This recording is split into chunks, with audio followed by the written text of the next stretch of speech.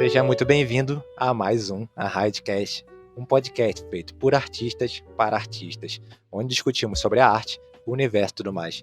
No episódio de hoje, vamos bater um papo sobre animação para VFX, e para esse bate-papo a gente chamou aqui Fernando Herrera, Animation Supervisor na Framestore. Eu sou o Júlio de Carvalho. Eu sou o Gabriel Costa. Eu sou o Fernando Herrera. Seja bem-vindo ao podcast, obrigado pela presença e separar um tempinho para falar com a gente aqui, Fernando. Tranquilo, prazer estar aqui. Prazer conversar com vocês. Galera, vou fazer a introdução do Fernando como eu sempre faço aqui. Todo mundo. Fernando foi lead animator nos filmes Dolittle, X-Men, Fênix Negra, Pokémon, Detetive Pikachu, sou fã pra caramba, Predador, sou fanático. também foi animation director no filme Lino, Uma Aventura de 7 Vidas. Trabalhou também nas produções das séries Fading Skies, His Dark Materials, Fronteira do Universo e City of Friends. Também foi animador no curta-metragem A Era do Gelo, especial de Natal, e atualmente está trabalhando na pós-produção do filme The Tomorrow War. Cara, eu sou fanático por Fading Skies, cara, eu sou fanático. Quando eu vi... Você curte? Legal. Olha, meu Deus do céu. E Dark Materials também, cara... Tem fã pra caramba dos livros, né? Quando eu vi que você tinha feito vários episódios, eu falei, meu Deus do céu, cara. Eu sou fã da Era do Gelo, eu gosto do esquilinho lá que destrói tudo. Nem me faz. Esse episódio que você fez da Era do Gelo, do esquilinho? Não, ele era um especial de Natal, cara. Foi feito pela VFX, com a Blue Sky supervisionando, assim. Caraca, que maneiro. Aí tinha todos os personagens lá, o esquilinho. Eu acabei não animando. O Scratch eu fiz mais o Cid, o Diego lá. O Tigre. Esses personagens, É uma coisa assim que é engraçada, a gente entrevista aqui a galera que trabalhou nos filmes que acompanharam a nossa vida, né? Sim. A nossa infância, Era do Gelo, o Fading Skies é uma série que antes de eu começar a trabalhar, eu assistia, eu falava, caramba, eu quero trabalhar na área de produção de arte, porque eu acho muito maneiro ver as criaturas, eu falava, eu quero fazer isso. É uma coisa assim que te inspira e vai trabalhando, né? É muito engraçado. Não, o Wesley teve aqui, ele falou sobre Matrix, ele tá trabalhando no filme do Matrix 4, e ele falou, caramba, o Matrix foi o filme que me fez ter vontade de trabalhar com isso. Nem tem inveja dele não, viu? Não. Ninguém tem inveja dele. Fala aí pra gente um pouquinho da sua carreira, faz uma introdução aí de como é que você chegou onde você tá. Mas vou falar bem resumido, que tem muita coisa. Pode falar à vontade. Eu comecei no Brasil, né? Em São Paulo, trabalhei em São Paulo há muito tempo. Eu fiz publicidade, uma coisa meio nada a ver assim com 3D, né? Mas tinha um curso lá de computação gráfica que ele mandava você abrir o Max lá e fazer uns cubos, né? Aí foi lá que eu comecei a me interessar, assim. Aí eu fui fazer curso lá, na época era Cadritec.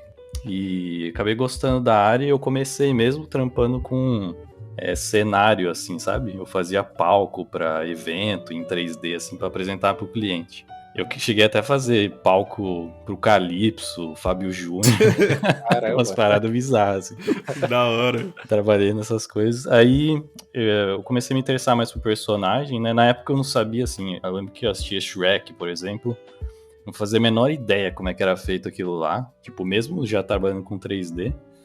Aí eu descobri que existia Bones, não sei o quê, daí eu comecei a fuçar mais nessa área, aprendi um pouco, comecei a fazer outros cursos. E aí o meu primeiro trabalho com animação foi em um estúdio que fazia personagem virtual. Não sei se vocês já ouviram falar disso. Não, o que é? Que é que o cara controla o personagem com joystick, assim, e o ator fala em tempo real no evento, assim. Nunca vi. Das antigaças, assim. Tipo, na Disney tem bastante isso. Tipo animatronic? Não, é um personagem 3D mesmo, na tela, assim, sabe? Caraca, eu já vi isso. Já viu? Não, tem bastante na Disney, nos parques. É tipo aquele que tem na série do Black Mirror lá, né? Mais ou menos isso. Que na tela você controla o personagem, tá? É bem aquilo lá. E era bem das antigas, assim, era feito no Motion Builder e tal, e tinha umas animações pré-programadas, assim, você apertava um botão, ele ia pro ciclo lá que você fez. Aí eu trampei com isso por um tempo. Aí eu mudei pra animação mesmo quando eu fiz eu vi que eu curtia a animação, fiz o Animation Mentor lá pra 2007, 2008. E daí eu comecei a trabalhar só com animação mesmo. Trabalhei em algumas séries locais, aí os pilotos de série e tal. E no Brasil sabe como é que é, né? Você vai meio que pulando de um lugar pra outro lugar. Então, vários estúdios, assim, acho que quase todos eu trabalhei aí. Daí fazendo um trabalho remoto pra fora, um desses acho que foi em 2009 esse do Era do Gelo aí, então foi bem no começo assim da carreira de animador. Então quando eu peguei aquilo lá, eu falei, nossa, Era do Gelo. Vou animar os personagens da Era do Gelo. Aí eu caí matando, assim, estudei muito. Usei isso daí como oportunidade, sabe? Aí sempre tive esse sonho de trabalhar fora e tal do Brasil, mas nessa época aí, 2009, 2010, era muito difícil, né? Porque os estúdios eram todos nos Estados Unidos, assim, você precisava conseguir visto de trabalho para ir para os Estados Unidos. Então, nunca consegui muito e tal, não tinha portfólio, só tinha pouca coisa, ou quando os caras curtiam, não dava pra pegar o visto de trabalho a tempo. Daí eu decidi, fui ficando no Brasil, criando minha carreira no Brasil mesmo, e fui também em uns lugares bem legais, as ZXs, não sei se vocês conhecem esse estúdio, um estúdio de ilustração. Conheço. O Marcos é o dono, né? O cara genial, cara. Artista fantástico, trabalhei com caras lá também muito bons. Vetor, essas coisas, também trabalhei com games. E depois rolou na Start Anima o Lino, né? Isso, o Lino acho que foi mais ou menos 2014, assim. Foi, não vou dizer que foi o primeiro longa de animação, porque a própria Start já tinha feito um, né? Mas foi o primeiro que deu pra montar uma equipe assim, bem especializada já, e a gente tentar deixar bem legal, né? Então, com muita limitação e tal, orçamento baixo e tal, a gente conseguiu montar uma equipe da hora de animação e fizemos lá um filme que ficou bem bacana, rolou bastante coisa legal para todo mundo que participou, né? Todo mundo foi para fora depois, tal, foi para Sony, foi para MPC, não sei o quê. E depois do Lino, acabei ficando mais um tempo de freelancer, assim, e depois rolou a oportunidade de vir para Montreal, mais ou menos em 2017, né? E foi aí que eu comecei a ficar mais próximo da animação de VFX, né? Que na MPC é só VFX, e para mim, assim, era uma interrogação, assim, na minha cabeça, né? Porque parecia ser muito diferente, assim, e tal. Aí trabalhei na MPC de Lead Animator lá por um tempo. Quem me levou foi o Thiago, também outro brasileiro. E depois fiquei um ano lá, um ano e pouco na MPC e fui para Frame Store. Trabalhei lá também, já virei lead rapidinho, depois agora como Animation Supervisor. Acho que é isso aí, resumidamente. Você chegou a trabalhar aqui, mas assim, o portfólio daqui te ajudou a ir pra fora? Ajudou, cara, mas o problema de fazer o portfólio no Brasil é que você demora anos para ter alguma coisa legal, né? Então, tipo, vários projetos não são muito legais, né? Tipo, você vai trabalhar com publicidade, você vai meio que fazer sempre a mesma coisa ali, né? O personagem fazendo tchauzinho, dando piscadinha, dando joia, sabe? Batendo palma. Então, e assim, é importante para animador você ter cenas de acting também, né? Que é atuação, lip sync, essas coisas. E é muito raro de ter na publicidade, ou quando tem também, é um projeto que é corrido demais, ou uma coisa que não tem a qualidade suficiente para você conseguir um trabalho em filme, né? Então demorei muito, assim, para mim a oportunidade melhor foi o Era do Gelo e o próprio Lino, assim, foi os dois lugares que deu para construir algum portfólio, assim, para poder demonstrar o que você faz em alto nível, né? E fora isso você pode tentar fazer trabalhos pessoais e tal, mas é um pouco limitante, né? Porque quando o recruiter ele vê um trabalho pessoal, meio que mesmo que seja bom, mesmo que seja melhor do que o seu trabalho para filme, parece que é um pouco descontado, sabe? Caramba, você é a primeira pessoa que fala isso. Todo mundo fala que trabalho pessoal conta muito. Pra animador Não, é complicado. É interessante a gente ver isso, porque geralmente a galera fala que trabalho pessoal, como tem uma sua própria direção de arte, é você e você, ali o pessoal mostra quanto ele é bom em tudo, entendeu? Em tudo que ele domina. Porque trabalho de cliente, o cliente mete a mão, ele dá opinião. Às vezes você fala assim, esse trabalho vai pro portfólio. O cliente fala, não, quero o roxo. Aí você fala, não vai mais. Bem isso. O lance é que, assim, eu acho que para as outras áreas isso é bem verdade. Pra animação é complicado porque você depende de ter um rig free lá, sabe? Então, você nunca vai estar trabalhando com um asset ali que é qualidade de filme, por melhor que seja. Então, você tem um limitante ali, né? É que assim, você meio que, se você olhar pra animação tradicional, o animador, ele meio que fazia tudo ali, ele que fazia a modelagem dele, né? Teoricamente, ele que fazia o rig, que animava e tal. E pro animador, não, você é um dos 3 braços ali dessa parte do animador CG, né? Então, se você não tem, sabe, um rig igual da Disney, por exemplo, você até pode, você vai fazer e vai demonstrar sua qualidade de animação, mas nunca vai ficar, assim, convincente o suficiente, sabe, Eu sempre brinco com meus amigos, se você puser o James Baxter pra animar o Dolinho, vai continuar ruim. Mas é mais ou menos por aí. Então, assim, ainda ajuda você ter animação pessoal e tal. Mas é muito mais valioso se você tivesse um trabalho, entendeu? Renderizado e tal. Porque senão você acaba sendo um pouco deixado pra trás. Collab não ajuda, assim, tipo, vamos lá, um amigo que é rig Isso e sim. modelador, faz um personagem e você faz a animação, isso não ajuda? Cara, isso sim, porque aí fica com uma cara diferente, não é aquele mesmo rig que o cara já viu milhares de vezes. E se você conseguir um projetozinho de collab assim, geralmente vale a pena. É difícil conseguir sincronizar todo mundo, né, por um trabalho que é sem lucro nenhum, parar de trabalhar, fazer aquilo. Então, quem tiver a oportunidade de fazer isso, eu recomendo bastante, porque, pô, você pega um cara que modela muito, um cara que faz rig legal pra caramba, aí você acaba conseguindo, mas você ainda acaba dependendo de outras pessoas, não só de você, né? Então, às vezes é meio frustrante, você tem que ficar lutando o tempo inteiro, né? Não é fácil você conseguir seu portfólio estando no Brasil, né? Sou um grande defensor de trabalhar nesses projetos, mas vamos ver se você concorda comigo. Pelo menos para criar portfólio. Tem um site chamado Nerdeu, se não me engano, é Nerdeu, uma coisa assim. Ele tem um outro também, outros sites parecidos que eles fazem? Eles juntam pessoas com habilidades diferentes para concluir um projeto, seja um curta-metragem, ou um filme, uma animaçãozinha, um game.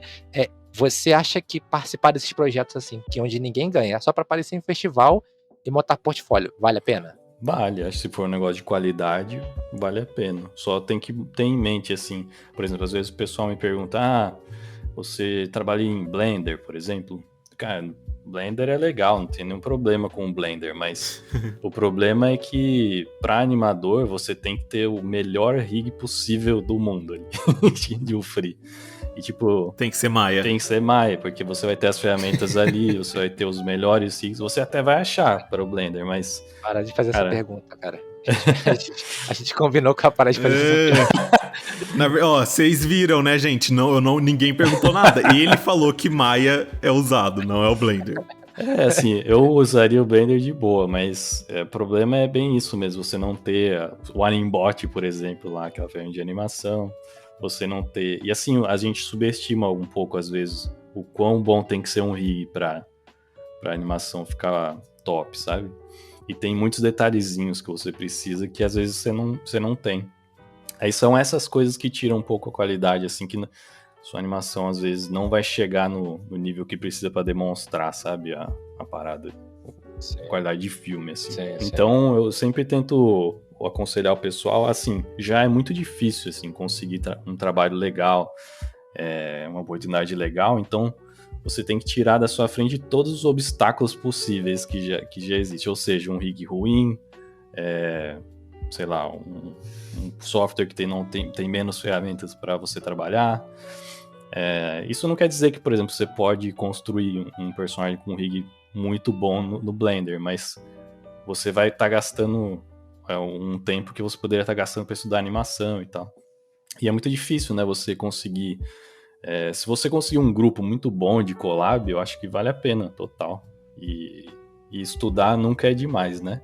Então, sempre, no mínimo, você vai estar aprendendo pra caramba pra estudar. Eu não conhecia esse site aí que você falou, por exemplo. Na minha época era mais... Tem um que eu acho bem legal, que tem um nerdeu.net, pra quem não conhece.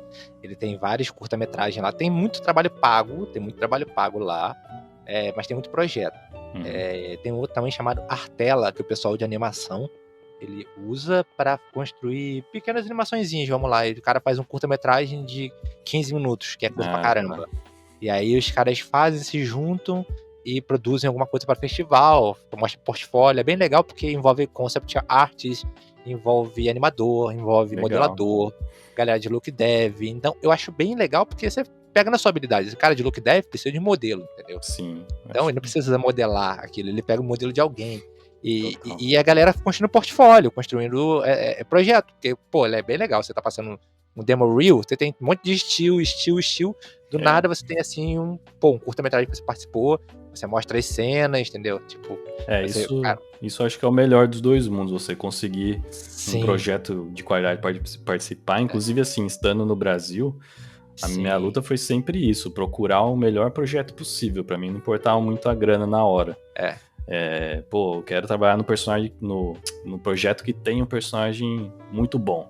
É isso que era a minha preocupação, sabe? E nesse site você que eu vejo assim, é que você tem uma galera que tá aprendendo, óbvio, e quer entregar um trabalho de qualidade, mas você vê assim, tem gente no estágio intermediário, que já sabe o programa, já sabe mexer, tem 2 ou 3 peças no portfólio, porque dá pra mostrar que tu consegue entrar e entregar no projeto, mas não tem um portfólio sinistrão, com um curta-metragem, por exemplo, no portfólio. Ou um videoclipe no portfólio. Então, o cara quer fazer, vai fazer o que gosta. Você vai aplicar pra uma coisa que gosta, de graça, entendeu? Tipo, tem que aplicar pra uma coisa que você gosta, cara. Não aplica pra uma coisa que você não gosta. Já é de graça, entendeu? Ninguém vai ganhar. Outra coisa que eu falo assim, entra num projeto onde ninguém vai ganhar. Se alguém vai ganhar uma coisa, divide, porque tem que todo mundo comer a fatia do pão. Mas eu acho legal entrar num lugar onde todo mundo tá frio ali pela paixão, entregar, é comprometido em fazer um portfólio bom. Igual divido os lucros do podcast com o Júlio, né? Uma porcentagem pra ele. Ok. Gabriel vai entrar no mercado de criptoarte com esses trabalhos de Blender aí, vai ficar milionário, vai me esquecer. Você vai ver só. Vai ser lenda a minha participação esses brinquedos aí vão fazer sucesso, cara. Aproveitando, a gente tava comentando em off aqui sobre os brinquedos do Gabriel. Gabriel, vou colocar o link lá, fala aí da galera do projeto que você tá fazendo, aproveitar pra fazer o merchandising do teu Instagram. Opa! Ô louco, falar de novo, é isso aí, galera. Ó, se vocês quiserem ver meu projeto paralelo, chama Brinquedos Brazuca. Tem lá no Instagram, no Twitter e no Facebook eu também posto às vezes. Twitter tem? Tem também. É muito bom. Tem tudo. Em breve na sua loja de criptoarte mais próxima. Muito bom. Vamos lá. Perguntar agora, vamos lá, parar de papo de véia. Vamos falar sobre trabalho. Fala pra gente o que faz um animador de VFX. Boa. Como é que funciona isso? Então, essa é uma pergunta legal porque é uma dúvida que muita gente tem, né? A gente vê às vezes os projetos e às vezes as pessoas perguntam, mas por que você decidiu ir para VFX, né?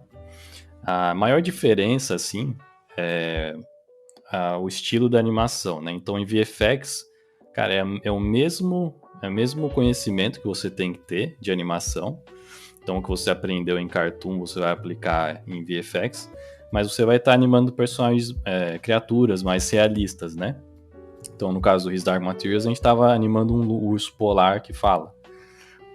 Então, na prática, você tem que usar as mesmas skills, assim, que é de observação e tal, tudo, saber lip sync, todas essas coisas, mas você vai estar trabalhando em projetos de um estilo diferente, né? Então, eu costumo falar que eu gosto bastante de VFX porque você acaba trabalhando mais nos filmes que você gosta de assistir, sabe?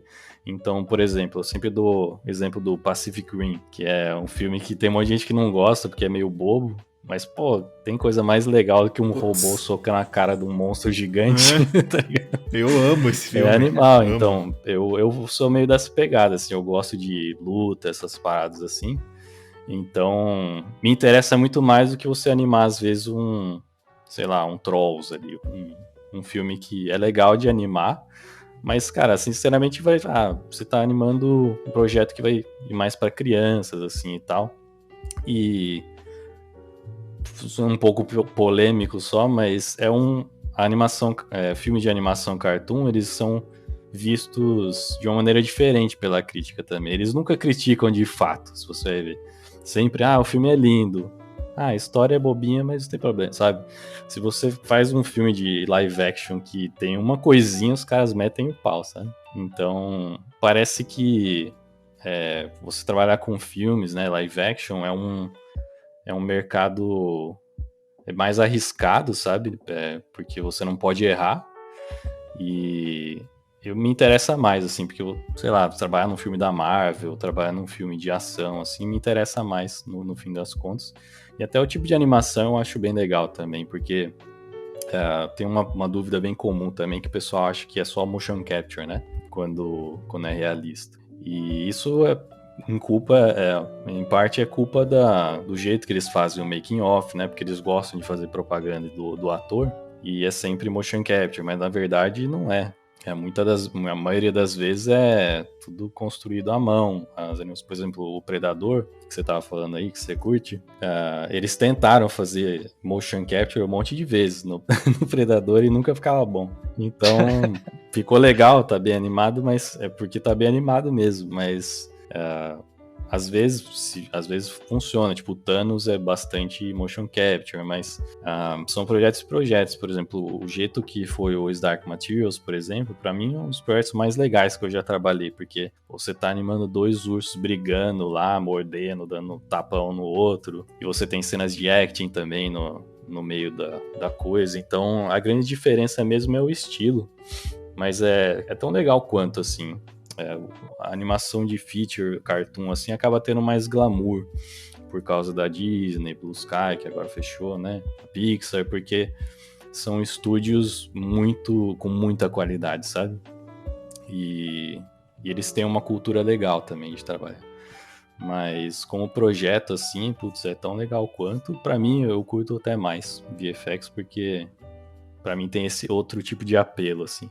E outra que eu sou bem fanboy de CG, assim, eu gosto de ficar acompanhando ArtStation, essas paradas, igual a gente tava conversando antes aqui. E, pô, cara, em VFX tem uns caras muito, muito bom, assim, de CG, né? Pra fazer as coisas realistas, uns look dev, shader legal pra caramba, simulação. Então você vê a sua cena passando pela pipeline, assim, até ela ficar pronta, cara. Quando você vê a sua cena final realista ali, renderizada, não tem sensação igual, assim, sabe? É muito legal. Tipo assim, um filme, a partir do momento que ele utiliza VFX, ele necessariamente precisa ter um animador VFX? Ou são coisas distintas, às vezes precisa, às vezes não precisa, é um pacote completo? Como é que funciona? Essa é uma boa pergunta. Não, nem sempre precisa, não. Geralmente você usa animação em VFX quando tem criaturas full CG, assim, né? Então, no nosso caso lá era um urso full CG. Então, sempre que você tem personagens que você tem que animar, ou até, sei lá, às vezes acontece de ter um filme que é mais técnico, assim, que não tem animação, mas, sei lá, tem uma nave espacial. Aí, às vezes, precisa da animação também. Mas, cara, na minha carreira, assim, de VFX, todos os filmes que eu trabalhei eram quando envolvia criatura, sabe? Pelo menos a MPC, a Frame Store, são mais focados nessa parte, que é sempre um personagem em 3D ali. Então, na prática, é a mesma coisa.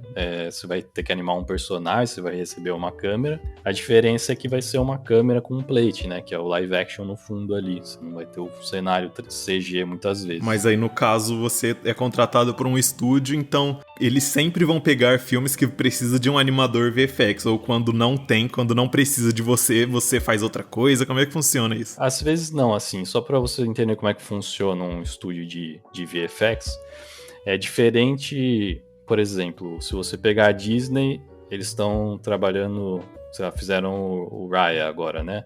Se eu não me engano, o jeito que o estúdio funciona é que o estúdio inteiro trabalha no mesmo filme, né? E vão ter várias etapas acontecendo simultaneamente, mas no máximo vai ter, sei lá, um filme terminando e uma outra equipe começa o próximo. Sim. Mas em VFX é bem diferente. Então você tem vários projetos no ano. Então, por exemplo, você pode ter 18 só em um ano. Então pode ser um projeto que não tem animação, que está sendo feito por uma equipe de comp. Daí vai ter o Dark Materials ao mesmo tempo, que vai ser a animação, vai precisar de todos os departamentos. E vai ter vários outros simultaneamente. Por exemplo, a gente tem 7 supervisores de animação na Frame Store. Então, cada supervisor de animação está em um projeto diferente. Então, pode ser que tenha, sei lá, 9 projetos na casa e 7 com animação, entendeu? Então vai meio que por aí, assim. Então, e as equipes costumam ser menores. Por exemplo, se você assistiu o Avengers, o último lá, por exemplo, você vai ver que várias empresas têm o reel do Avengers. Eles meio que dão sequências, assim. Então é difícil, é meio raro os clientes darem um filme inteiro para um estúdio só. Não sei exatamente por quê, talvez seja por diminuir o risco e tal, ou às vezes diminuir spoiler também. mas eles costumam dar uma sequência ou duas, assim, pra...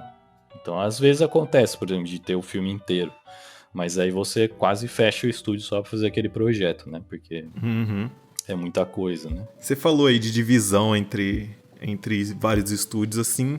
Vamos supor assim que, sei lá, um estúdio recebeu um Avenger, uma cena ali. Se você fosse fazer, quantos segundos ali você acha que você veria, que você saberia do filme? Quanto é o comum, assim, sei lá, você recebeu um projeto novo. O que você realmente vê daquele projeto, assim? Quantos é coisa, tipo assim, você vê muita coisa, você entende muita coisa, você trabalha muito em poucos segundos ali de filme, de série, sei lá, coisa assim. Como é que é essa parte?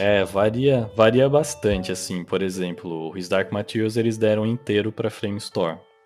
Então a gente praticamente viu a série inteira enquanto estava fazendo, com exceção das sequências que não tem VFX. Então, por exemplo, tinha sequências que não tinha VFX, você acaba não assistindo, né? Então, mas quando eu assisti na TV, eu meio que já tinha visto quase tudo, assim. Eram uns trechinhos que eu não tinha visto.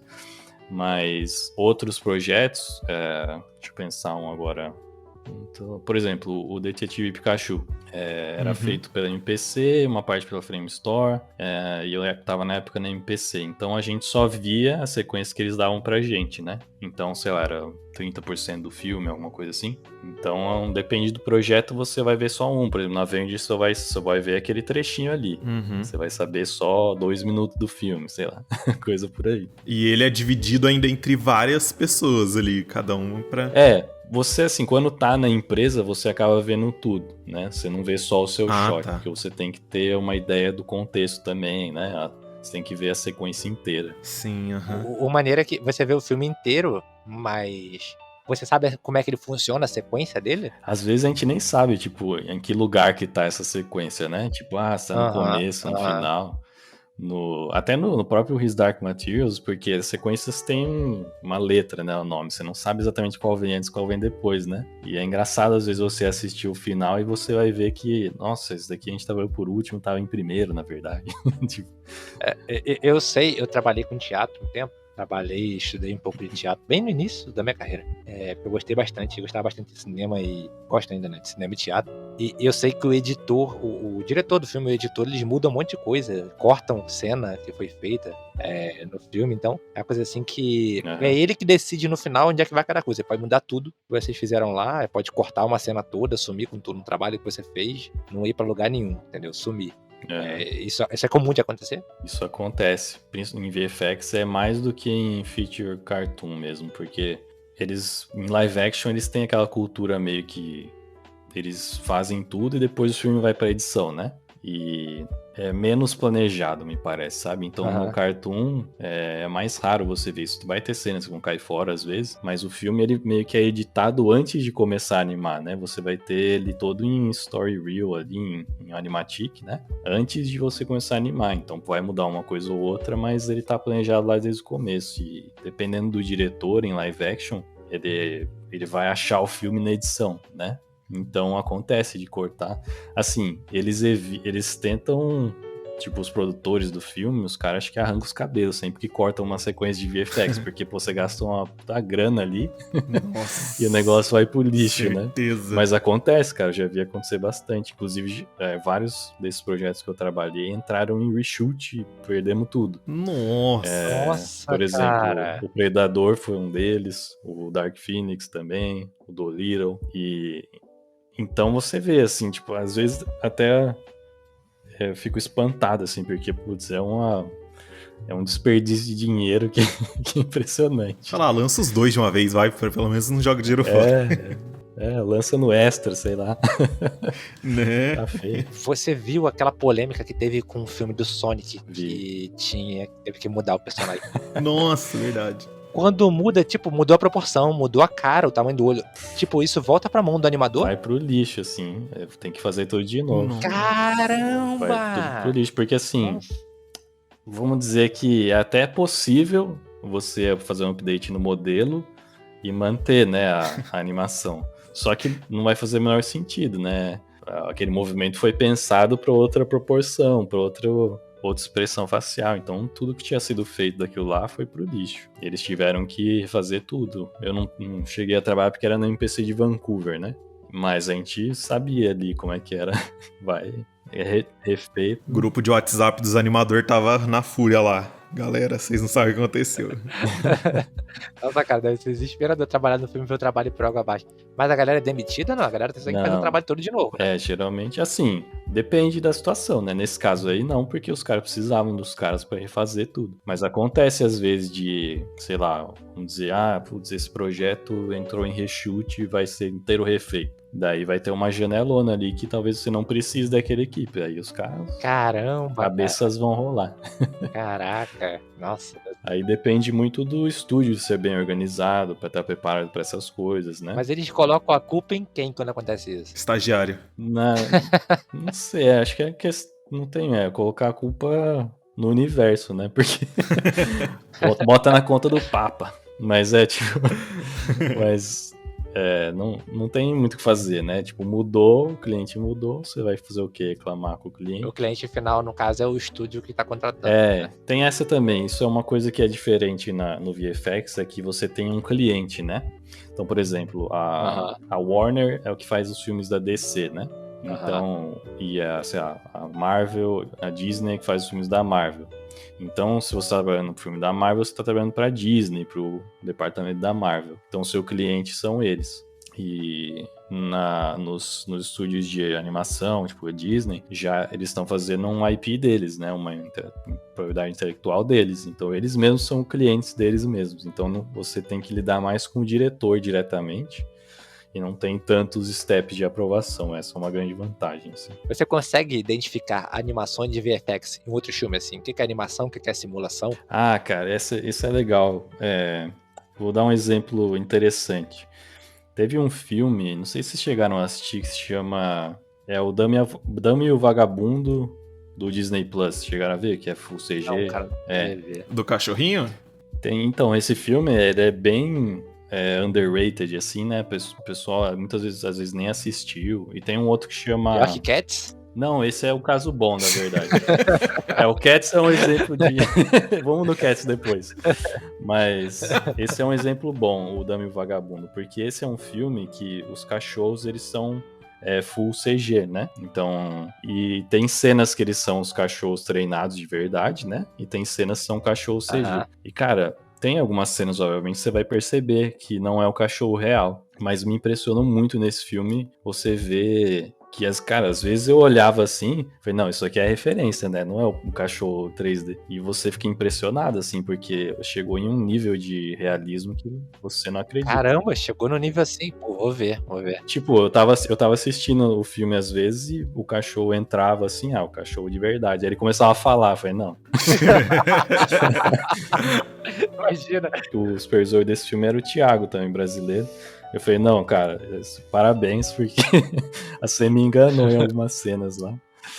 E às vezes assim, você percebe porque às vezes você não tá tentando ser 100% realista, igual no urso do Isaac Matthews, ele é uma criatura fantasiosa ainda, né? Então a luta lá, por exemplo, ela não podia ser só realista.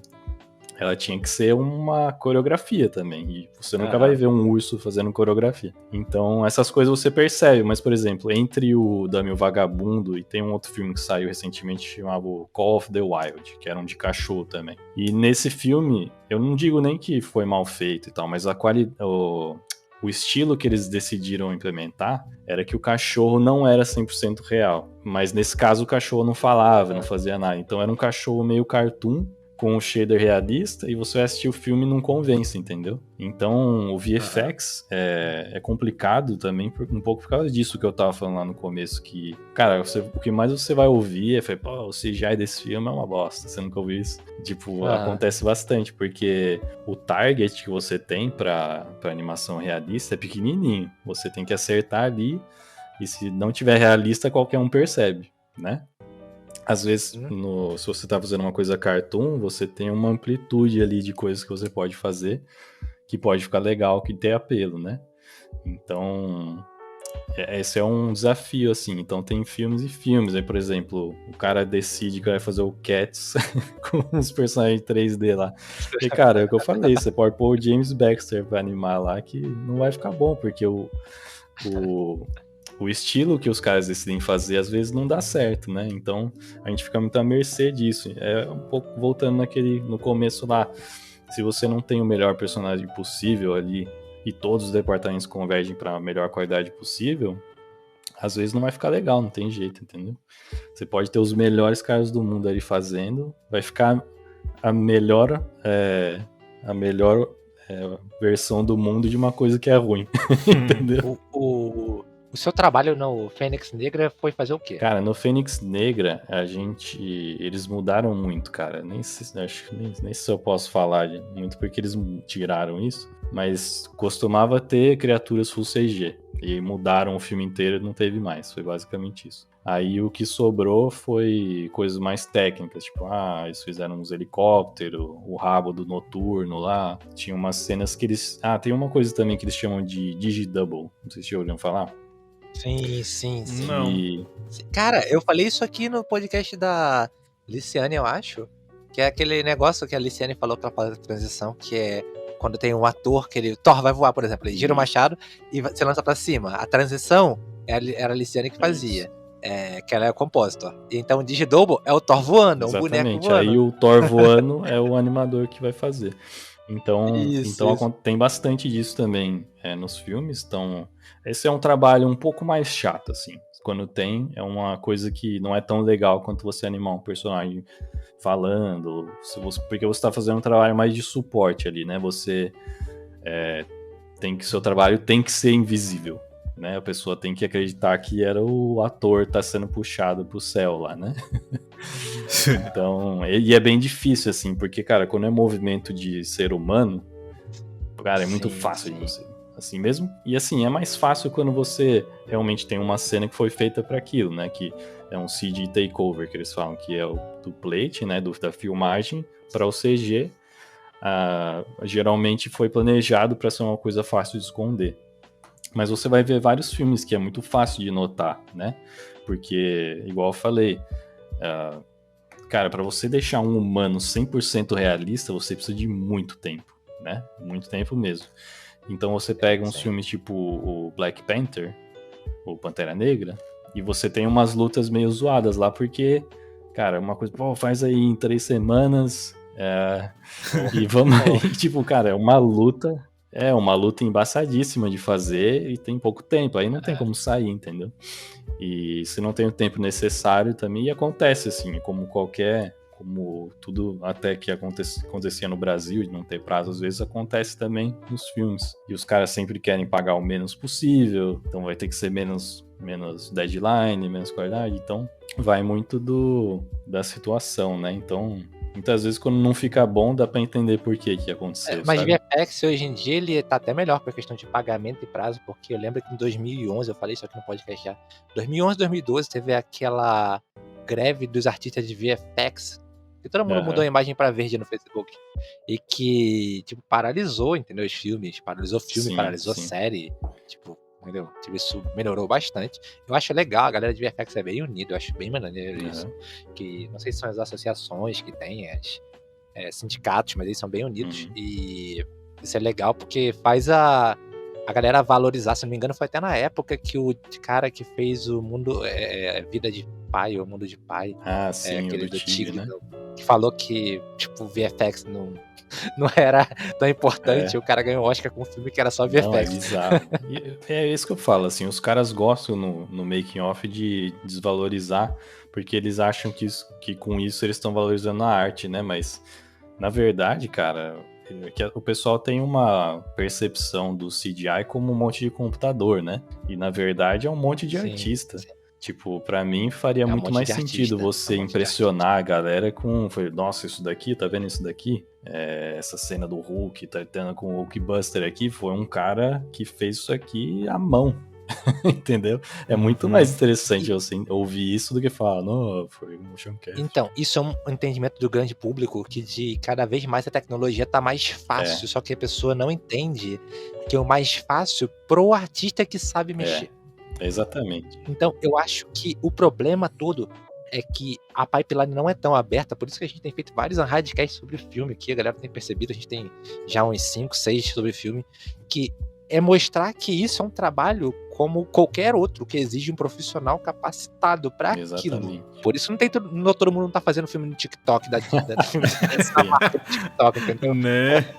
Porque não é só pegar o celular e sair gravando. Tanto que você vai ver sempre, assim, aquele tipo de pergunta, quantos anos demoraria para renderizar esse filme só em um computador? Amigo. Sempre é Então, uma amigo, coisa. Mano, não importa. O que importa é o cara Não, que amigo. fez ficar bonito ali, entendeu? Porque é isso, entendeu? Abrir a pipeline para as pessoas verem que o computador é o que menos importa, entendeu? Porque você bota um computador desses aí de 50k na minha mão, eu não consigo fazer o que você faz. Sim, Eu entendo. consigo, galera. Manda pra mim aqui que eu posto lá depois no canal do YouTube. Dá pra entender o porquê que a galera não entende, assim. Eu tava conversando uma vez com um amigo meu, advogado. Ele falou, mas Ferreira, fala o que você faz aí? Eu não entendo isso. Aí eu fui tentar explicar. Eu falei, cara, sabe animação 2D? Eu falei, hã? 2D, tipo o Rei Leão, assim. Eu falei, como assim? O Rei Leão, o cara pegava e desenhava cada frame, filho. É assim que faz? Se a galera não entendia nem como é que era a animação tradicional, sabe? É muito difícil de explicar. Sim, né? sim. Cada vez que abre mais pro grande público como é feito o processo, como é feito. Porque durante muito tempo foi escondido como é que era feito os filmes. Hoje em dia, eu não sei se a galera usa DVD ainda pra ver. Nossa senhora. Mas acho que não. Tinha DVD, eu comprava muito DVD com behind the scenes. DVD de colecionador que tinha behind the scenes no outro DVD, tinha 2 DVDs. Verdade. Então, tinha do Matrix, eu tinha do Star Wars, então... Comentários do diretor também. Isso, cara, então que mostra... O Avatar foi um divisor de águas nisso, ele mostrou tudo, né, como é que ele fez. Então, a galera viu que deu um trabalho absurdo, cara. Ficou anos gravando um filme, cara. Tipo assim, como assim? Não é só colocar a câmera na cara do ator e sair gravando, entendeu? É só fazer igual de Lucas? Isso que eu falo, assim, cara, é um trabalho hercúleo, assim, às vezes pra chegar alguém e falar, esse CGI tá meio mais ou menos, entendeu?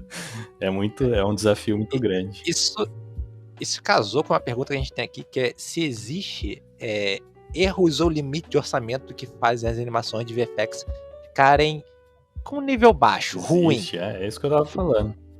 A animação é complicado porque dá aquela sensação que você pode polir eternamente, sabe? Então, quando você tem muito pouco tempo, sobra muita coisa pra polir, sabe? O que eu tento fazer, assim, como supervisor principalmente, você tem que ter vários filtros diferentes, né? Então, primeira coisa, você tem que saber o que o espectador precisa ver. Isso é o mínimo, né? Tipo, se o espectador vai perceber isso, é porque é uma coisa prioridade altíssima. Aí, assim, vai começando, vai abaixando. E tem coisas assim, a última coisa na lista é uma coisa que só o animador vai perceber, por exemplo, entendeu? Que é um polishing bem fino ali, que às vezes só um cara que é animador vai perceber. Então você tem que ir priorizando o que dá pra fazer. Então isso eu acho que, independente do tempo que você tem que priorizar, sabe? E quanto melhor você é em priorizar o que é mais importante primeiro, você consegue melhor qualidade percebida, entendeu? Porque não adianta nada eu fazer uma coisa, putz, que a gente poliu até a unha do mindinho do pé direito do personagem, mas que na prática ainda tem coisas muito grandes e importantes que ainda não estão resolvidas, entendeu? Então, o lance do deadline é importante por causa disso. E isso vai bem, assim, da organização da empresa. Então, uma vez que você está planejando começar o filme, você tem que saber exatamente o quanto tempo que você precisa de deadline para fazer aquilo de um jeito aceitável ou com alta qualidade, né? Então, é parte do trabalho do supervisor também isso. Então, no começo do projeto, você tem que olhar para cada cena e você tem que dar um bid, né, que fala. Você tem que falar quantos dias demora para fazer cada cena, entendeu? E aí você tem que acertar lá, senão se você tiver muito pouco tempo depois, o planejamento vai pro espaço, né? Mas tudo parece tudo parece simples assim no começo, aí quando você começa a entrar no projeto tem um monte de obstáculo, coisa que ninguém previu, e essa que é a loucura da coisa. como Animation Supervisor agora, você bota a mão na massa ou você mais gerencia o trabalho de outros animadores? Essa é uma coisa que eu acho que o nome Animation Supervisor muda um pouco de estúdio para estúdio, né? A gente em VFX tem geralmente o Lead Animator, que é um cara que é um animador, que ele anima ainda no projeto, mas ele é um dos líderes da equipe, então ele vai liderar o projeto em termos de as pessoas vão usar a cena dele como referência de como o personagem tem que se mover, ele vai dar notes para os outros animadores também de vez em quando, ele vai ajudar um animador que é mais júnior, ele vai ajudar às vezes a falar com a produção, falar com o rigging, dar notes para o rigging, e o supervisor geralmente ele não anima em VFX, ou quando anima é muito pouca coisa e mais no começo, assim, né? Porque tem muitas outras coisas para lidar. Eu, pessoalmente, eu tento não passar nenhum projeto sem animar pelo menos umas 2 cenas, porque eu acho que te desconecta muito da animação dos personagens, sabe? Se você nunca animou aquele personagem, é muito difícil você saber exatamente o que falar pro cara, né? Porque, assim, é uma variedade muito grande, né? Tipo, que você pode trabalhar desde o, sei lá, do filme do Ursinho Puff até o Predador, por exemplo. Então, muito difícil que você já tenha experiência em todos esses tipos de animação, né? Então, VFX é sempre uma novidade. Sempre que você entra em um filme novo, vai ter alguma coisa que você nunca fez, entendeu? Então, aí eu acho que é útil ainda você entrar e animar um pouco, pelo menos, porque aí você vai saber quais são os desafios também. Isso aumenta a qualidade do tipo de note que você pode dar, entender o desafio, às vezes mostrar um caminho melhor para o animador. Então, eu acho ainda bem útil que o supervisor ele anime um pouco para entender, nem que seja no começo, no desenvolvimento do personagem, né?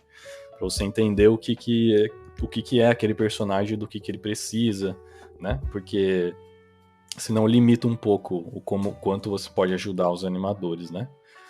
Mas o trabalho, a maior parte mesmo é organizacional e de reviews, né? Então você vai ter deles, você vai revisar o trabalho dos animadores todo dia e tentar direcionar todo mundo para um nível de qualidade constante, né? E tentar puxar tudo para cima o máximo possível. Você tem que escolher qual que é o melhor animador para cada tipo de cena. Aí por aí vai. Eu trabalho como lead em alguns projetos e eu sempre falo, cara, trabalho de lead é reunião todo dia, toda hora. É bem isso.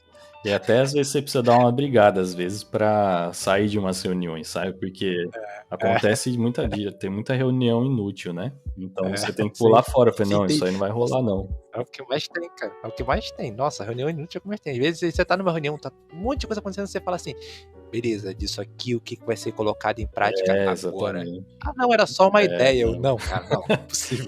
E acontece muito isso, por isso que eu falo assim, depende muito de empresa para empresa. Se a empresa não está muito preparada organizacionalmente para alguma coisa, você tem, por exemplo, os caras que botam a mão na massa, geralmente são os animadores nesse caso, e você tem a equipe de produção, que eles são os coordenadores, assim, que ajudam a coordenar e organizar o projeto, né? E o que eu vi acontecer algumas vezes é que eles querem que o artista trabalhe para esse pessoal de produção, né? E na verdade eles estão ali para dar suporte, né, para os artistas. Então eles têm que estar ali para facilitar o trabalho dos artistas, né, para fazer a coisa sair. E o que eu vi às vezes é o lead, por exemplo, que você falou, tem que passar o dia inteiro em reunião e na verdade ele não tá ajudando nenhum artista depois, né? Então, tipo, é a banana comendo um macaco ali.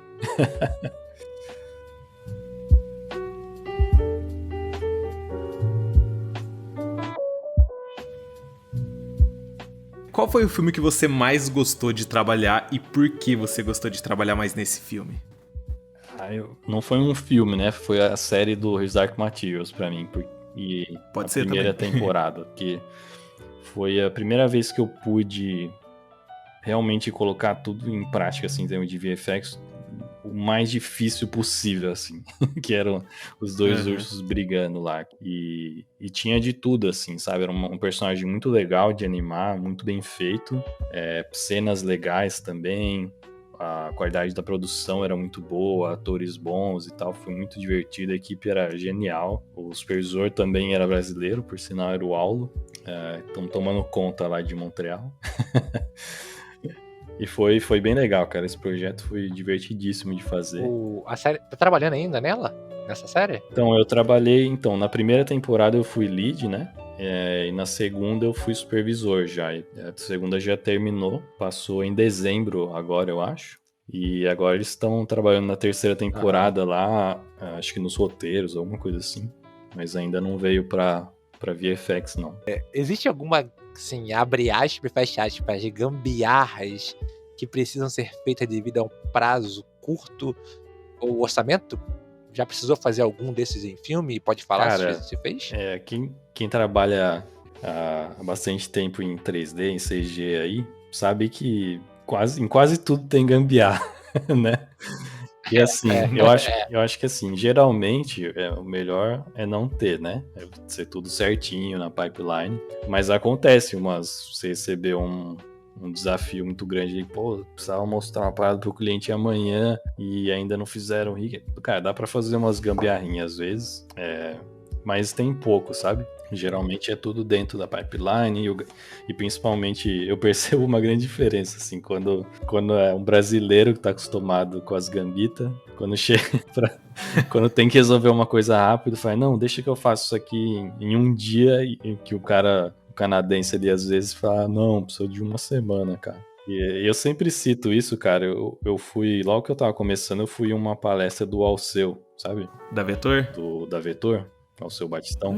E isso eu lembro até hoje, porque ele falava assim, ele fazia umas coisas geniais já naquela época, lá em 2000 e tanto, e eu queria saber como é que ele fazia as coisas, né? Aí ele falava, na verdade, isso daqui era, sei lá, uma animação de uma planta crescendo, né? Isso, na verdade, isso daí foi tudo por preguiça. Eu falei, como assim preguiça?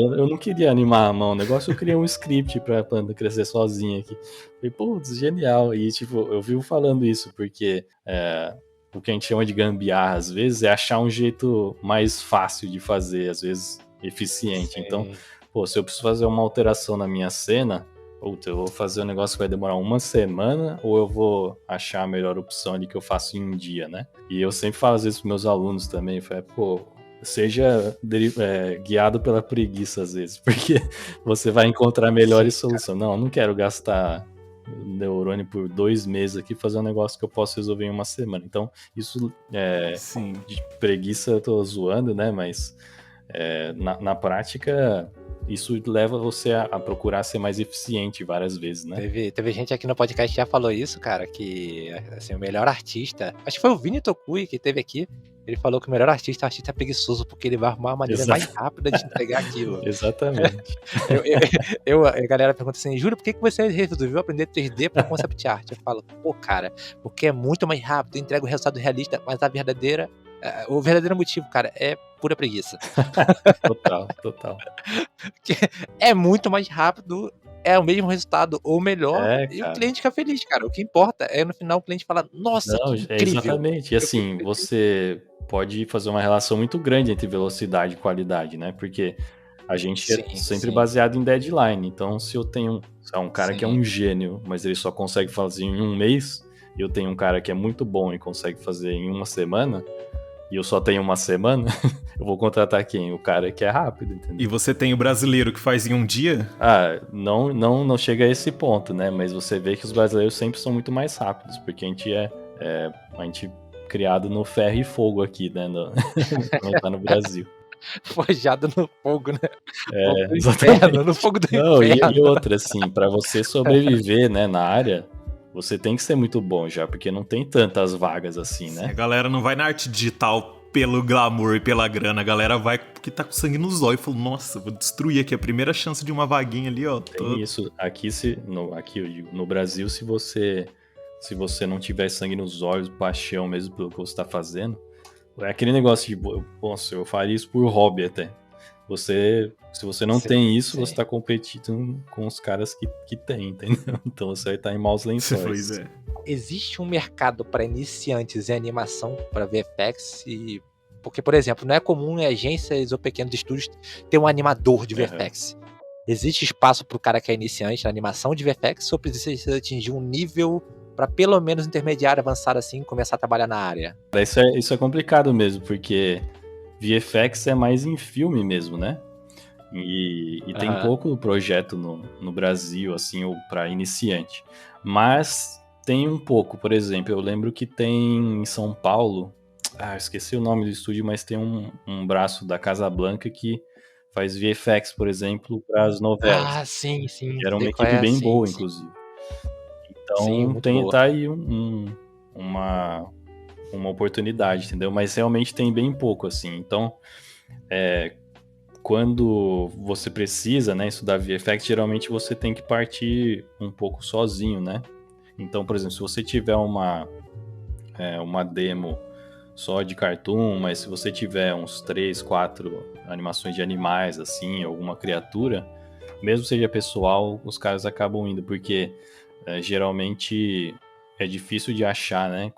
Os caras mais júnior com experiência em criaturas, porque não tem muitos esses estúdios, né?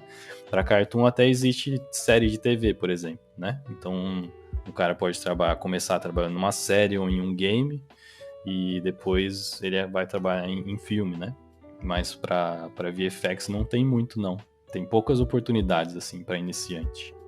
Mas eu vejo que eles, mesmo sem o cara ter experiência em criaturas, às vezes eles pegam alguém da escola, sabe? Pra ser um trainee ou um júnior, assim. Sim, sim.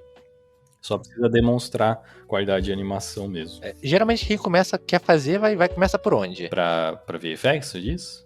Para VFX ou animação em geral, o cara começa por onde? Geralmente sim. Por exemplo, na minha escola, a gente sempre começa com os personagens cartoons, né? Porque a gente tem outra limitação também. Não existem muitos rigs free. Calma aí. A gente tá falando sua escola, mas a gente não falou que você é instrutor da CGMA, porque senão a galera vai achar que é Instituto Xavier para Animadores Iniciantes. Sim, eu dou aula na CGMA e na Blue Aham, School, né? Que é brasileiro só. aham. E faz, acho que uns 7 anos já. Caramba! Na CGMA é novo agora, eles estão começando agora, mas o principal é na Blue mesmo. E a gente criou o Ivan, que é o meu parceiro lá na escola, ele que criou os personagens, né? Ele que faz design de personagem. E a gente criou personagens cartoons, assim, porque eu acho que é um jeito bem mais fácil de aprender também. Também não existe muito rigs de criaturas bons, assim, igual eu tava falando lá no começo. Se você precisa fazer um acting de uma criatura, você dificilmente vai encontrar um rig bom o suficiente. Então, para Sim. você começar, você vai começar das bouncing balls, daquela bolinha com pernas, personagens mais simples possível, sabe, no começo, para você partir de lá, conhecer construir os seus fundamentos, né? Tipo, os fundamentos da animação lá, timing, spacing, arco e tudo. E de lá você vai começar a fazer exercícios mais complicados depois, aprender body mechanics, acting, essas coisas, né? Então, já teve vários casos de um cara que sai com demo de estudante, às vezes, que consegue um trabalho. O que eu tava falando lá no começo é mais difícil desse jeito, né? Porque você vai estar competindo com gente que tem trabalhos de filme já, de trabalho mesmo. E quando você tá só com coisa de estudo, trabalho pessoal, você acaba sendo visto como estudante, né? Então, se você demonstra muito talento, ainda assim você consegue, sabe? Mas acho que é o melhor jeito de começar mesmo. Dá pra você ser autodidata, tem muita informação na internet hoje em dia, né? Mas é bem difícil, a animação demora muito tempo pra aprender, sabe?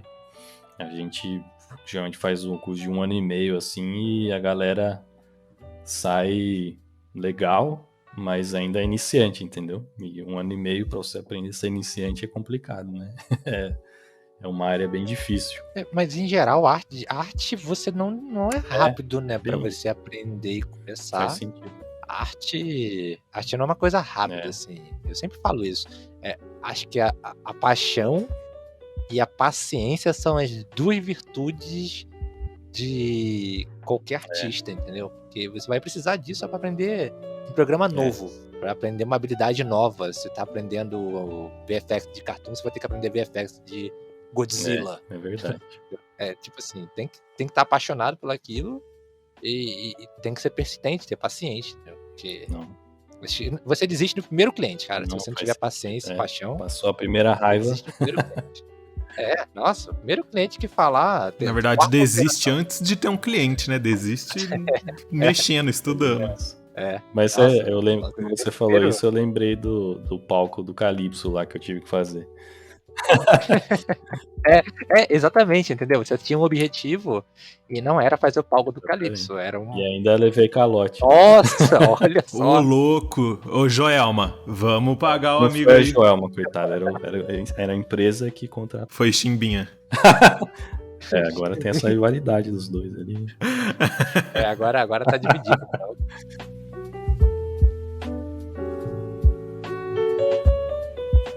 Fernanda, a gente tá falando aqui sobre trabalho e você teve uma carreira antes de sair do Brasil, você teve uma carreira, os passos que você seguiu para chegar até aí. Uma grande dúvida que eu percebo a galera sabe agora, depois de vários podcasts, a gente perguntando a mesma coisa, como é que era, se tinha como trabalhar como freelancer para filme, a galera já sabe que por causa do imposto que as empresas recebem uma isenção fiscal, incentivo fiscal, não tem como trabalhar de freelancer do Brasil para uma empresa de filme como a Framestore, a MPC e outras tantas, de NEG. Como que a empresa trabalha para levar um artista do Brasil para o Canadá? Como é que foi o seu processo? Então, sendo bem direto assim, eles só fazem isso porque eles não têm opção. Porque assim, por melhor que a gente seja, às vezes no Brasil, vai ter um cara igual no país, entendeu? Então, quando eles não têm isso, aí que eles decidem buscar fora, porque é mais caro, sei lá, dá mais trabalho, né? Tem que trabalhar com a migração, não sei o quê. Então, assim, o que a gente percebe, principalmente em Montreal aqui, é que tem muitos estúdios e precisa de muita gente, sabe? Então, eles têm que buscar fora. Tipo, as equipes aqui, eu chutaria que são 20% canadense e 80% internacional. Caramba! É bizarro. 80%, mas só a parte de arte, a produção também, A roteiro... produção talvez seja mais interno, porque não é tão especializado, né? Mas na parte 3D mesmo, CGI, cara, se você for contar a equipe assim, às vezes, nossa, tem mais brasileiro que canadense na minha equipe agora, por exemplo. Acho que não tem nenhum canadense. Então... É nóis, Brasil! Começar a cantar a música do vôlei lá. Cantar o hino nacional todo dia antes de começar. Mas enfim, o lance é esse. Então você tem que estar preparado para quando tiver a oportunidade, né? Então, na minha época lá, 2009, 2010, eles não precisavam, sinceramente. Pô, pra que eu vou contratar esse cara aqui que acabou de sair do Animation Mentor se eu posso contratar o cara que acabou de sair do Animation Mentor que já tá aqui nos Estados Unidos? Entendeu? Então, tem que valer muito a pena. Então, primeiro você tem que ser melhor do que uma opção que esteja lá. Então, a gente tem que procurar evoluir, estar preparado para a oportunidade. E quando surgir, fazer o possível para agarrar ela, né? E quando surgir, assim, daí vai depender.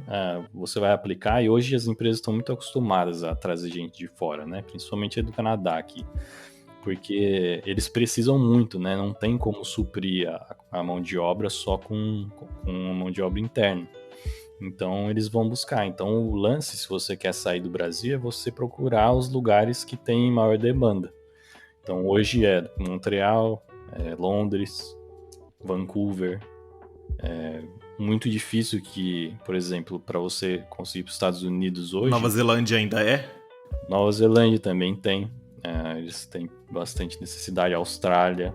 Então tem essas oportunidades, assim, alguns lugares são um pouco mais fechados que outros e tal. Hoje eu acho que o mais aberto é o Canadá, eu tenho essa impressão. Procura saber, por exemplo, eu quero trabalhar com...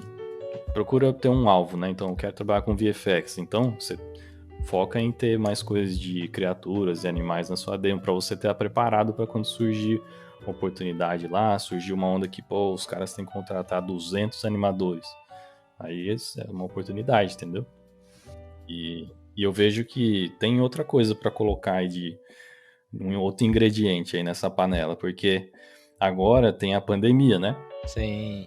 E eu penso assim, eu não sei ainda o que vai acontecer esse ano, mas eu vejo um monte de projetos acontecendo na cidade e até o meio do ano vai ter que contratar um exército de animador aqui para Montreal suprir. Aí, galera. Então eu Aí. percebo que em algum momento tem o lance do imposto, né? Em algum momento eles vão ter que decidir, pô, eu vou ter que pagar esse imposto aí, Dani, senão eu não entrego o projeto, entendeu? Então eu imagino que nesse ano vai surgir oportunidades em alguns estúdios remoto do Brasil mesmo, pode ser.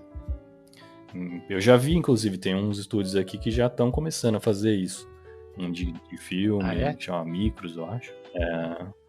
Que começaram já, então tem outros que eu tô vendo que estão fazendo. Então vai começar dos menores, porque o que acontece? Os estúdios menores, eles têm menos possibilidade de contratar o cara top do que os estúdios maiores, né? Vocês procuram ir para os projetos mais high profile, assim. Então, os estúdios menores, eles estão começando já a fazer isso. Então, eu imagino que é possível que isso mude um pouco, pelo menos temporariamente, esse lance de trabalhar remoto, sabe? Precisa do que para emigrar? Qual o processo, mais ou menos? Você pode falar como é que é o processo para fazer? Como é que é cada estágio para ir? Sim, porque é uma coisa que a galera tem muita dúvida, por exemplo, se precisa do 12, se precisa fazer alguma prova de inglês, se... Cara, o que eles fazem, se eles pagam estadia, essas coisas assim que a gente não sabe, né? Que as pessoas não comentam muito. Vamos começar então pelo processo de imigração, né? Não precisa de nada, basicamente. Eles precisam querer te contratar e te dar um work permit. Então, se tem um estúdio daqui, de Montreal, de Vancouver, que decide, gostei desse cara aqui, aí eles passam pro departamento de imigração e eles vão te mandar preencher um formulário e você vai mandar para eles e eles vão falar, legal, então o processo de visto de trabalho aqui tá demorando 4 semanas para sair. Então, daqui uns 4 semanas você vai ouvir da gente e se der certo você vai, simplesmente. Então, não é difícil. O problema que eu sempre tive era com o tempo de processamento do visto de trabalho. Então, hoje em dia, estava muito mais rápido. Chegou a ser 2 semanas no ano passado. Caramba! Antes, na época que eu estava querendo ir e tal, 2009, 2010, era uns 6 meses, às vezes. Então, quando tava rolando esse tempo, as empresas não têm muito tempo hábil, às vezes, para esperar, entendeu? E eles não têm, às vezes, a certeza que vai precisar daqui 6 meses exatamente, né? Então, não rolava. E nos Estados Unidos era sempre o mesmo problema, que às vezes era só 1 ano o visto, o H1B lá, sei lá. E tem outras opções e tal, mas eu sei mais do Canadá, assim. Então, no Canadá é simples, você só precisa do visto de trabalho. É bem... Assim, parece simples também, mas é uma coisa que é muito estressante. Porque, assim, imagina, pra mim, por exemplo, quando eu fui sair, eu tava morando em Foz do Iguaçu, né? Na época de freelancer. E a MPC resolveu que ia me contratar. Aí fala, legal, então visto de trabalho aqui, então pode ser que saia daqui 3 meses, era na época. 2 ou 3 meses. Aí, putz... Imagina como é que fica a sua vida nesses 3 meses. Pode ser que saia, né? Tipo, eu vou vender tudo, e se não sair, né? Aí, putz, entrego o aluguel da casa, o que eu faço, né? Então você fica meio que naquelas, assim, né? É uma coisa que eu não desejo pra ninguém, porque é uma situação que você fica assim, putz, aí os caras não dão notícia, daí você acha que deu errado. Aí, no fim das contas... Quando dá certo, você tem que fazer tudo meio de repente, entendeu? E quando você recebe o visto de trabalho, você tem que ir, tipo, na semana que vem, entendeu? Nossa! Às vezes eles dão um chorinho. Mas deixar um parente, né? Deixar um parente vendendo as coisas na OLX e pra ir embora. Isso. Então a gente teve bastante ajuda da família e tal, pra ajudar a vender carro depois e tal, que foi muito bom. Mas tem isso, daí assim, dependendo da empresa... Eles vão te dar alguns benefícios, tipo, porque não dá pra você chegar e alugar logo de cara um AP, né? Então, eles geralmente oferecem umas 2 semanas Aham. em um, como é que chama? Flat, que você fica lá enquanto você procura, né? Enquanto você já tá trabalhando e você vai procurando apartamentos nesse meio tempo, né? Uhum. E algumas empresas eles dão uma graninha assim pra você se mudar e pode ser que Pô, maneiro. às vezes eles também paguem um shipping assim de umas coisas pessoais, tipo umas caixas e tal, pra você se mudar. Então, é uma coisa que dá pra negociar, entendeu? Dá pra você negociar com a empresa, procurar, será que não tem como pagar um shipping, alguma coisa? Dependendo, você tem que ter, você tem que também poder, né, negociar. No começo eu não quis nada. Falei, não, só me leva Tô indo agora. pra empresa. Não quero nada, só me dá a oportunidade. É meio que isso, né? Então aí tem essa parte do Work Permit. Aí tem todo um processo em quando tem que... por exemplo, vamos dizer que eles te dão 6 meses de contrato. Aí o Work Permit dura 6 meses. Daí quando termina os 6 meses, aí o que acontece? Eles vão renovar? Daí tem todo esse estresse também. Putz, você tem que ficar incomodando os caras o tempo inteiro pra ver se eles vão renovar, se eles querem que você fique, você vai ter projeto, né? Então você tem que planejar, sua vida fica meio nômade assim por um tempo. Você tem que conseguir se planejar e assim, conforme você vai ficando, você vai renovando o Work Permit, e daí isso daí tem outras implicações, né? Tem o seguro de saúde local aqui. Se o seu Work Permit está em renovação, você não pode aplicar para o sistema de saúde. Aí você tem que planejar tudo assim milimetricamente, sabe? Então, o grande lance assim é depois de 1 ano mais ou menos trabalhando no Canadá, acho que no Canadá inteiro, você pode dar entrada numa residência permanente, né? Pra você praticamente vira um cidadão, quase que isso é como se fosse o green card daqui, mas você não é cidadão ainda, então você não pode, sei lá, servir exército e votar, um negócio assim. Nossa, que maravilha. Não Sim. vi de vantagem nenhuma. E você não tem o passaporte também, vamos dizer assim. Aí depois você pode entrar com a cidadania para ter o passaporte mesmo, né? Mas o lance, assim, no Canadá, uma coisa para se pensar também, é se você vai para Vancouver, lá é anglófono, né? Anglofone, sei lá. Que eles falam inglês. E no Quebec, a língua principal é o francês. Então, se você quer virar residente permanente no Quebec, você tem que aprender o francês. Tem que passar numa prova de francês. Nossa. Aí sim você tem que fazer a prova do francês como se fosse o IELTS lá, o TOEFL, sei lá. Aí você tem que fazer a prova de francês e provar que você fala o mínimo lá para você poder aplicar para residência permanente. Se você tiver nas outras províncias, provavelmente você vai ter que fazer o teste de inglês, né? Para demonstrar que você tem ponto suficiente lá para poder imigrar. Então, para o Work Permit você não precisa de nada, mas se você quer virar residente permanente, aí sim você começa esses trâmites aí. É muita coisa pra cabeça, viu? Sim. Mas assim, depois que você tá um tempo, você pode ficar direto, desde que você esteja trabalhando, ou você pode Sim. ficar mesmo sem trabalhar, tipo, se você já tiver... Você, quando termina o seu Work Permit, eu acho que você tem um tempo, algumas semanas que você pode ficar, mas depois tem que voltar. Tá. Senão você não é permitido nem ficar aqui. Ficar... deve ser pedrada, né? Fica procurando trabalho, né? Tipo... Cara, é complicado. Graças a Deus eu não tive problema assim, sabe, com isso. Mas tive amigos que passaram dificuldade assim por causa disso. Tipo, os caras não avisam se vai renovar por desorganização. E de repente na semana seguinte eles descobrem que tem que voltar pro Brasil, sabe? Putz, é complicado. Sim. Às vezes quem tem família é pior ainda. Cara, então assim, pra quem planeja migrar tem que pôr tudo isso na balança, assim, né? Que é um risco, né? A gente nunca sabe. Alguns estúdios contratam muito por projeto, né? Alguns não. E isso que eu queria saber, você pode pular de um estúdio pro outro, assim, tipo, vamos lá, a gente tá com um contrato de 6 meses. E a Sony tá procurando gente. E eu posso aplicar enquanto eu tô em um estúdio? Tipo assim, daqui a 6 meses eu vou estar livre, aplico. Pode sim. E se esse estúdio que eu tô precisar de mim, o contrato acabou, eu falo beijo, tchau, tô indo pra Sony. Exatamente, basicamente isso. Não.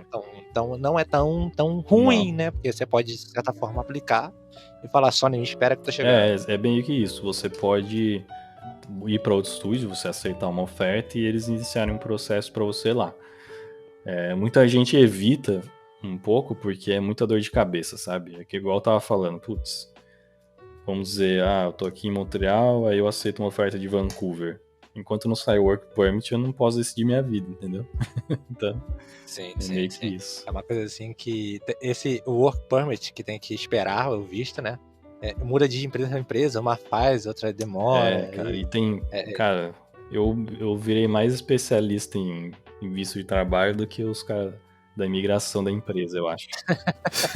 Sério mesmo, cara. Aconteceu várias vezes, tipo, e tal, vamos fazer esse processo aqui. Eu falei, não, mas você não tá usando o LMIA de exemption aqui, não sei o que, vai demorar bem mais. Nossa. Nossa. O cara, mano. Quando eu fui imigrar pra procurar o Fernando. Não, aconteceu. Coach de imigração. Aconteceu, assim, porque, por exemplo, se você aplica online, às vezes, para Work Permit, pode demorar alguns meses. E esse tempo você fica sem seguro de saúde. Eu não queria ficar sem, né? Aí os caras me sugeriram fazer isso. Eu falei, não, vocês estão aplicando atrasado já. Me dá os papéis aí que eu vou direto na fronteira. E aí eu pego no mesmo dia a renovação. A gente tava falando aqui de aplicar para uma empresa quando já tá em outra. Quando você tá numa empresa e aplica em outra, isso é mal visto? Assim, o ideal é você sempre cumprir o seu contrato, né? Tipo, vamos dizer que seu contrato era de 1 ano. Se tá chegando dezembro lá, você não é obrigado a renovar com os caras, entendeu? Sim. Não, se eles não quiserem renovar, você não é obrigado a voltar pro Brasil. Exatamente. Você pode aplicar pra outra. Isso é mal visto? Não. Isso é mal visto, assim, as pessoas Isso ficam... geralmente não. Por exemplo, se tá acabando em dezembro, em sei lá, setembro eu já tô olhando, vamos dizer assim. E as empresas que vão contratar, elas olham assim, você tá com Work Permit pra vencer.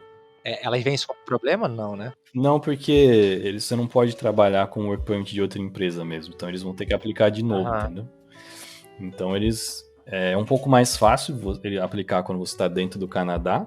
Sim. Mas você praticamente tem que começar de novo. É como se você tivesse vindo do Brasil de novo, entendeu? Você tem que fazer outro Work Permit. Mas, assim, eu procuro evitar, sabe, de sair no meio do contrato. Mas, por exemplo, na MPC eu tinha um contrato permanente depois de um tempo.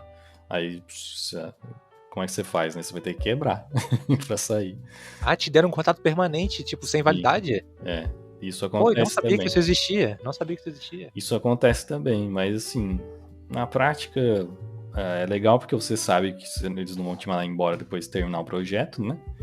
Mas na prática você continua com a validade do Work Permit lá, né? Então, se eles tem que renovar sempre. Ele tem uma validade ele não é eterno, por exemplo. Acho que o máximo que tem é 2 anos. Mas dá uma segurança, quase uma carteira assinada de CLT no Brasil. Isso estando em outro país é 2 vezes melhor que no Brasil. Porque... O problema que tem por exemplo, tem o contrato, vamos dizer assim, né? Vamos dizer que eu tenho 1 ano de contrato até dezembro. Se chegar em julho e acontecer alguma coisa lá, precisar parar as filmagens do filme, eles precisarem mandar embora, não tem muito que impede deles te mandarem embora. Não entendeu? Tem nada que te proteja quanto a isso? Não tem nada. O contrato é pelado. Aí tu tem que pegar e procurar emprego em uma semana. Aconteceu na pandemia do ano passado, por exemplo, muita gente foi pra rua e não tinha trabalho. Caramba, cara. Isso que é o complicado, assim. Mas, assim, é bem raro as empresas não cumprirem o contrato. A única vez que eu vi acontecer, por exemplo, foi por causa da pandemia, né? Aí foi a desculpa perfeita também, né? Você sabe de casos de artistas que trabalham assim, se quando acaba esse visto pra ficar lá de 1 ano, a pessoa ela tem que voltar imediatamente e a empresa avisa pra polícia ir lá e deportar, ou dá pra você ficar lá tranquilinho um tempo até outro lugar? O Gabriel tá planejando. A empresa... Tô fazendo as contas aqui. Tá planejando como é que vai pra ele fugir da polícia canadense. A empresa... A polícia montada pra trás dele. O BOP do Canadá, velho. Num alce. A empresa... A empresa não tá nem aí, na verdade. Tipo, se manda embora, você faz o que você quiser da sua vida, entendeu? Se você quiser ficar aí, legal, que fique. Mas o problema é que você vai ter que pegar um voo de volta. Então eles vão ver que você tá voltando depois que venceu, né? Vai ficar no seu passaporte lá. Daí pra você voltar depois... Quem disse que ele vai voltar? Não, eu digo assim, se tem problema pras outras empresas Tipo assim, se eu tô lá com o meu visto vencido e eu tô lá ainda, e elas querem me contratar e eu falo, ó, tô aqui ainda, mas meu Não, visto tá vencido, se elas enxergam isso como um problema. eles não estão nem aí, cara. Eles só querem saber que se tem como você trabalhar lá e fazer um work permit pra você. Mas eu acho que quando acaba, tem um período lá que eu não sei exatamente. Ah, entendi.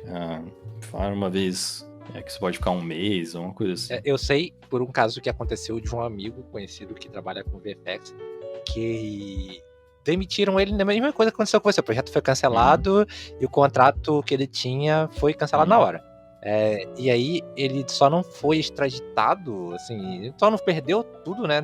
Tipo, teve que vir expresso pro Brasil, porque uma das filhas dele estava na escola e não pode tirar a criança antes do ano letivo terminar.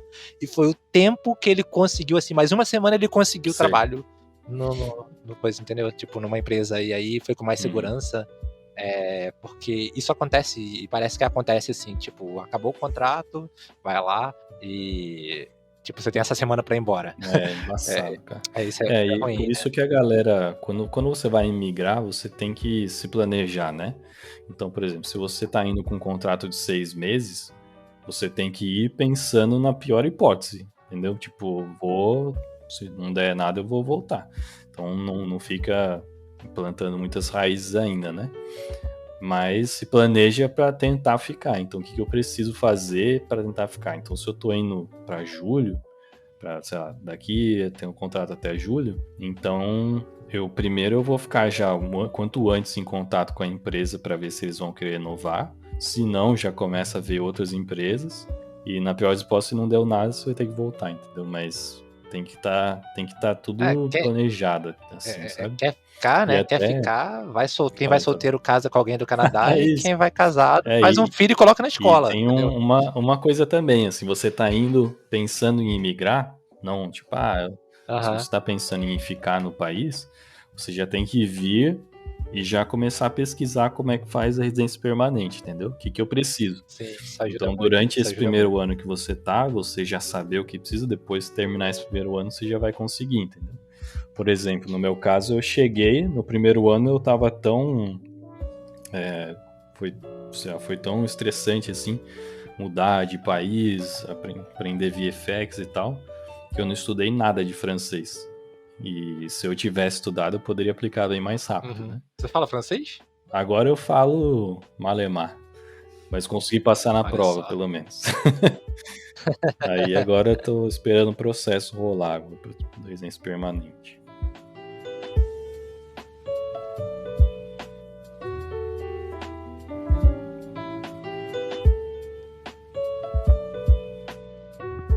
A gente tá chegando aqui no final do podcast, infelizmente tá acabando, galera.